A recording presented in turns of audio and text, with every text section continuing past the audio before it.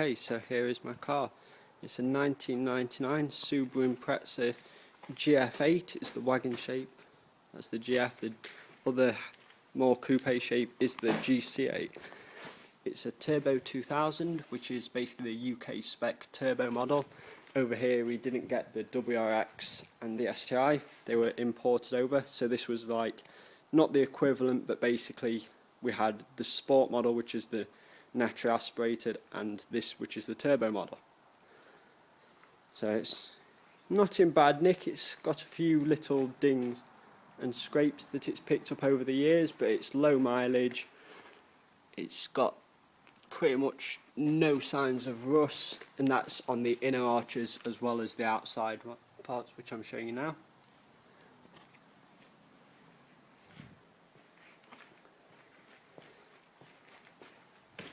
It's a bit awkward in here, but I'll try and show you as much of it as possible. So modification wise, it looks pretty much a standard car. It's got the STI version 6 alloys, which are genuine T37s. They haven't got the marks which they usually have. They usually have stickers basically here and here, but they aren't rotors. They are the genuine lightweight alloy wheels. They were just provided by Rays for Subaru to sell with a certain model of cars. There's basically different versions of the STI Imprezas, and these wheels came in gold on the version 6. It's also got the import JDM or the STI rear lights. So the standard ones light up just here and have a fog light here. They also have an amber indicator here. This is the reverse light. These ones, the full back end lights up, and you've got the clear indicator, which obviously lights up orange. Okay, it's got the back box, which I'll talk a bit more about the pack, which involves that in a bit. But exterior wise, to the unknown eye, it's pretty much a standard car. I've got a few updates and extras that I'd like to put on it, but I'm going to try and keep it looking not standard, but sort of OEM plus type look. So just a few tasteful upgrades, mainly the STI parts. I'd like to put an STI spoiler on here, which sticks out a bit further and has a bit of a gap there. And I want to put on the version 6, well, I've got the version 6 lip, which basically fits around here and levels out the bumper. So instead of having a gap there, it just neatens up the front end a little bit more. I've got a few little other bits planned. I might swap these for the clear ones, and same here, and probably paint these little vents. I might put some fog light covers on as well, because I think once you put the lip on, it looks nice with those. But to be fair, I'm going to try and keep it standard. I don't want to mess about with this car too much. Yeah. So yeah, I mentioned the wheels earlier. It's also got the ProDrive Performance Pack and the ProDrive Handling Pack. The Handling Pack has suspension provided by ProDrive, which I can't really show you, but I might get the wheel off and take some pictures in a second. But basically it lowers it slightly and gives it a firmer ride. It's designed by Bilstein, and it is quality suspension, but it's also set up for this car, so it's not like I've just thrown some coilovers at it and put on what I think's right and ruin the ride. It's great for day-to-day driving, but it takes away a lot of body roll, and it still absorbs the bumps. It isn't crashy. It just handles well. It's also got the short shifter and a thicker anti-roll bar on the back, which basically just takes away some of the understeer. It's also got an unbranded anti-lift kit on the back as well, which again I don't think you'll be able to see, but don't worry, it is there. Performance wise, I mentioned the ProDrive Performance Pack. That includes the back box here, which I've just fitted. It's also got a de-resonated centre section, a panel filter, a Y pipe going up to the intercooler, which I'll show you in a second, and a map for those parts. So it's basically a base map to those parts. So it's not like it's been remapped.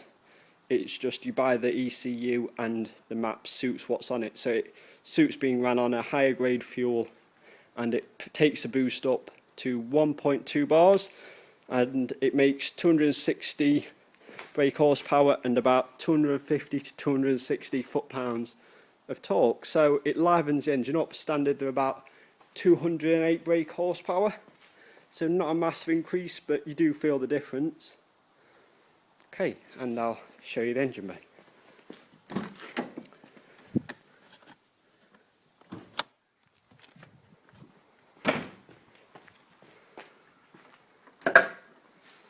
So it's got the dampers, which are nice, so no fiddling about. So the engine is pretty much standard to look at. It's obviously got the silicon leads, it's got a master cylinder brace which basically stops the flex in the firewall when you slam on the brakes, so just takes a bit of the sponginess out of the braking. That, if you can see anything, is one of the pipes as part of the ProDrive pack. It's also got this on the recirculation valve, which is basically like a dump valve, but it recirculates the air rather than venting to the atmosphere. The intercooler's standard, still running the standard turbo. It's obviously got the drop-in filter here, but yeah, it's got quite a chunky strut brace, which I was considering swapping for the STI model, but I kind of like this. The STI one's quite thin, this looks very chunky, and even though it's unbranded, the welds seem a decent quality, and yeah, I mean, it does what it does. So one last look and I'll drop this down.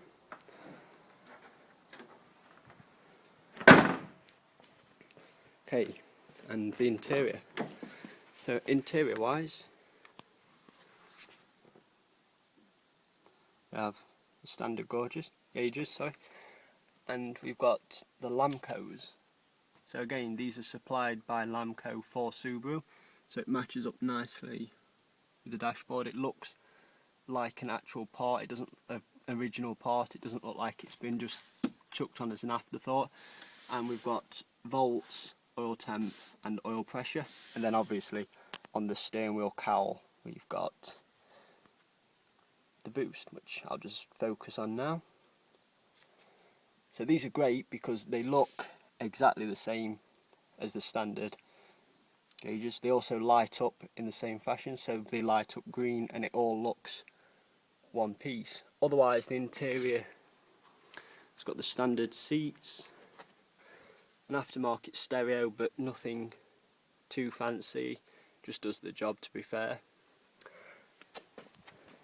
And then the back, which is currently being used as a van, got 3 alloy wheels here, which I've just put winter tyres on.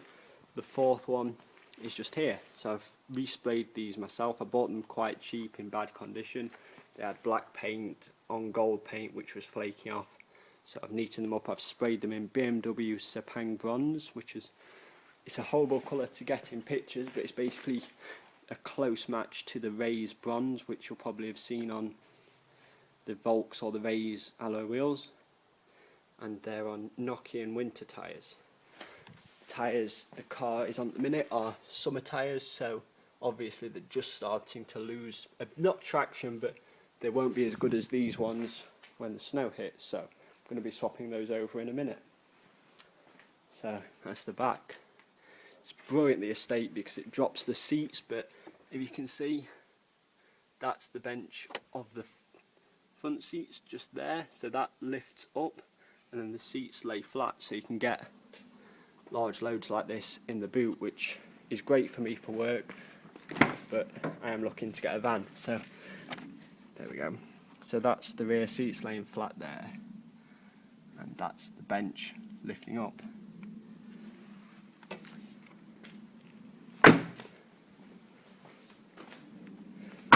So yeah, that's the car. I mean, it looks standard, but like I said, it's in good condition for the age. It's always been looked after. I always make sure to service it regularly, same as I've got a full list of the servicing from the previous owner, and I've checked all the previous MOTs, which is basically a test cars go through in the UK to go onto the roads, and there's no real horrors that show.